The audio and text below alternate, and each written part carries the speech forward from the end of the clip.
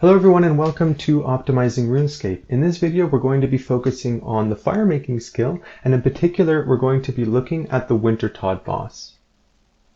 Fighting the Wintertodt is a common method for players to train their Firemaking skill because it offers good experience rates, it has good rewards, and is only mildly click intensive. This is in contrast to more traditional methods which are quite click intensive and generally result in a pure loss.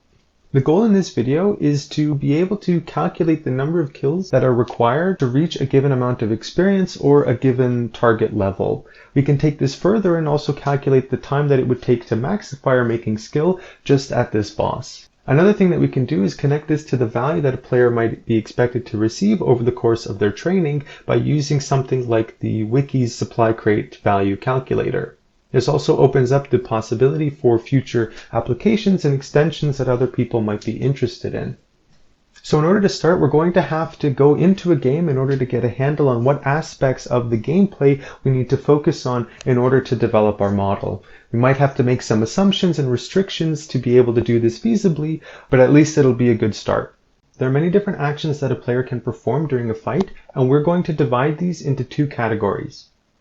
The first category is where the majority of the player's Firemaking experience is gained, and these actions involve the player burning roots or kindling, essentially fuel, in lit braziers that appear in the arena. The other category is centered on actions that keep the braziers maintained and lit so that they can be used for burning fuel. If we look at an overview of all the actions that a player can perform during a fight, we can see that there's quite a lot of information there, and that in starting out this model, we're going to be quickly overwhelmed. So the first thing that I want to do is I want to start making assumptions or restrictions that reduce the scope of what I have to consider. The first thing that I'm going to do is I'm going to assume that the player is playing in a large group. This way I don't have to worry about any of these other actions or any of those maintenance actions, and we can focus solely on the burning ones. Before a player can burn anything in a brazier, they first have to obtain that fuel in the first place. To get fuel, players start by chopping these trees in order to get what are called bruma roots. These bruma roots can be burned in a brazier to give an experience equal to 3 times the player's Firemaking level and 10 points every time they burn one of those roots. The player also has the option to use the fletching skill in order to turn those roots into kindling, which can be burned for more experience at a rate of 3.8 times the player's Firemaking experience and earning 25 points instead. Although both of those numbers increase, this does take more time as this introduces an additional processing step. So no matter what, the player has to chop these roots in order to get some kind of fuel. The problem is that modeling this rate that we can get those logs is pretty difficult. Even though we've already looked at the woodcutting skill, the rates for bruma roots aren't known.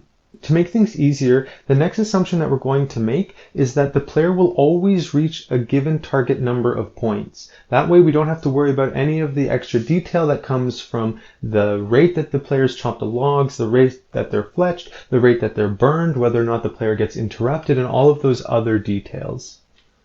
Having gone over all our assumptions that we need to make, we can start looking at our model for how the player is going to gain experience as they play this game. So what happens when a player burns one item? Well, the experience that they gain after performing that one action is going to be whatever experience they had previously, plus the multiplier for that action times the level. Over the course of a game, a player is going to perform a lot of different actions, and so to generalize this, we want to think about a sequence of player actions.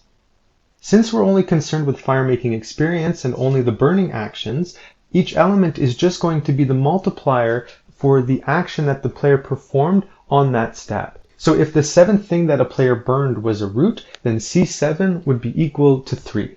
So now we have this machinery in place to be able to calculate the experience that the player will have after the nth action. By iterating through the sequence of player actions, we can determine what the experience that the player will end up with after their sequence has finished. This is really good because we can essentially handle any sequence, but the problem is that becomes quite cumbersome. A really interesting problem, maybe for the viewer, would be to determine and try to optimize what that player sequence should be in order to maximize something like experience. Right now we're just focusing on modeling it, not so much optimizing it, but it would be a really interesting problem to tackle. But for us, this general sequence is too vague, and we actually want more strategies. So what kind of strategies might a player be using? And we can compare strategy A versus strategy B and kind of see how that works out. One of the simplest strategies is to only burn roots, and so we can define mathematically what that sequence would look like. It would just be that root multiplier for every single action until the player finished and reached their target. Another place that the player can earn firemaking experience that I didn't really talk about is at the end of a fight.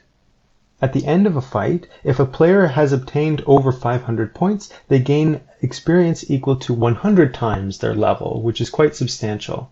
So another strategy that tries to secure that bonus is one that starts by only burning kindling to start. This is because kindling provides points faster than burning logs, even with that additional processing time. After they reach that bonus, they would switch to roots since that provides faster experience afterwards. Having mentioned that bonus, we now kind of see that there's a second layer to this. There's the gameplay that happens within each fight, but then there's also the way that the experience accumulates between fights. And so we have a second kind of recursive equation that is going to be modeling that aspect for us. Neither of these two recursive equations have a solution, and so what that means is that if we want to evaluate the experience after a certain number of actions or a certain number of boss kills, we have to go to a programming implementation in order to do that. Once we have that, we can use it to generate results and gain insight into how different approaches to fighting this boss affects what the player goes through and what they end up with.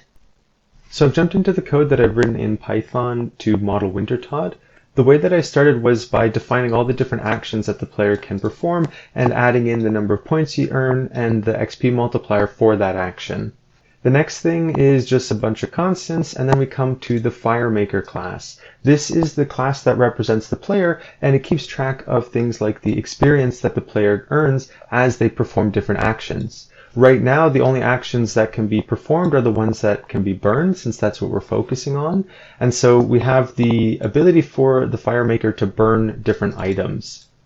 When it comes to the code that models the experience gained after a single kill, the way that it works is we'll use the policy that the player provides when they construct the class, which generates a sequence of actions, and the player will perform those actions. At the end of a fight, if they have enough points earned, then they will gain bonus experience for the fight. Then I've implemented some of my own policies, so here's the roots only policy. All this does is return a list that tells me how many roots I need to burn in order to reach my target.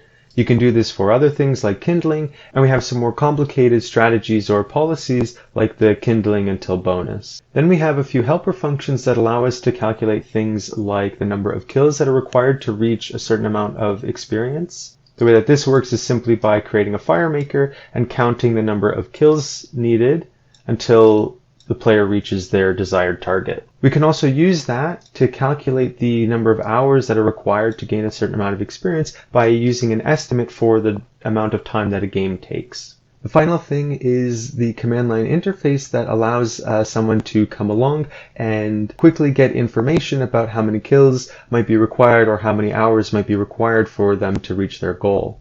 So with that and a bit of testing, we can go on to actually make some graphs.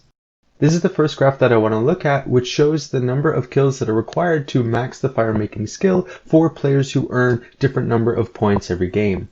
This is done for different player policies, and so let's try to see what we can learn from this. The first thing to notice is this staircase pattern. The reason why this happens is because the number of points that a player can earn during a round comes in discrete units. So roots give 10 points, kindling gives 25 points. There's no way of getting something like 7 points, and so there's this rounding and you get this staircase pattern. From there, we get different trends depending on the number of points that players earn every round. When the player has earned a few number of points, every addition has a substantial effect. So adding one extra log when you're only doing 10 logs is going to be a pretty big effect. But as the total number increases, that addition becomes less and less important. So we start off with a really high slope and slowly start to get a little bit less of one. We also have the different player policies to consider. The ones that I'm showing are the only burn roots, only burn kindling, and burn kindling until reaching the bonus policies. Obviously, if we're not going to earn the bonus, then those last two are going to be the same. Then we have the substantial drop in kills required once we unlock the bonus,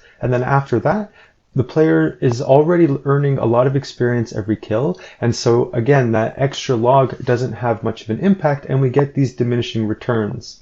The last interesting point that I want to mention is that the only burn roots and only burn kindling policies are lower and upper bounds for any policy, since they're essentially both extremes, and so the kindling until bonus fits neatly in between them. The last thing I want to mention is the profit. Here I used the wiki calculator for a player who had all skill levels the same, so that different players can try to gauge what they might be expected to get. Then I used that crate value to see how much a player would be expected to earn after 99 firemaking based on the number of kills from the previous graph. In the top panel here, we see that the value increases linearly as the number of points increases, since the points are directly proportional to the number of rolls you get in a crate. By contrast, the value only increases linearly up to a certain point as the player's base level goes up. So there's not really much point in increasing the player's base level past 75 before opening crates. So all in all, what we did in this video was we went over the gameplay for fighting the Wintertodt, and we constructed a model for how players earn experience in that fight. We used that to gain insight into player policies, the expected number of kills, and profit, which is pretty much what we set out to do. If you like this, feel free to check out the GitHub page for this open source project. If you are interested in these ideas and want a place to talk about them, you're more than welcome to join the Discord. I always enjoy hearing feedback and ideas about what people are curious about. And with that, thank you for watching.